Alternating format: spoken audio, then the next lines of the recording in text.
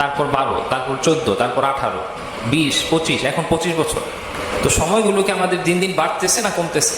কমতেছে। আমরা সবাই একটু একটু একটু একটু একটু করে বড় হচ্ছি। তার মানে কি একদিন আমরা মারা যাব, তারপর আমরা কার কাছে চলে যাব?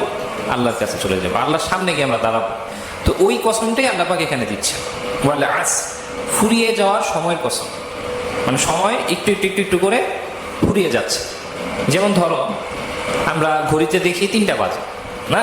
তো তুমি 1 ঘন্টা ভিডিও গেমস খেললা, বা দেখা গেল কেউ মুভি দেখলো, তো তার সময়গুলো কি মানে সেখানেই থাকে? 3টা বাজেই থাকে না? চেঞ্জ হয়, 5টা বেজে যায়। তার মানে 2 ঘন্টা তার ফুরিয়ে গেছে।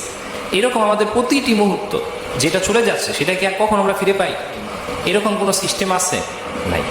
তার মানে এই যে ফুরাইতে আছে সব সময়গুলা, এটার কসমই আল্লাহ পাক সূরাতুল আসরে বলেছেন, ওয়াল আসর, এবং কসম যে সময়টা ফুরিয়ে যাচ্ছে, শেষ হয়ে যাচ্ছে।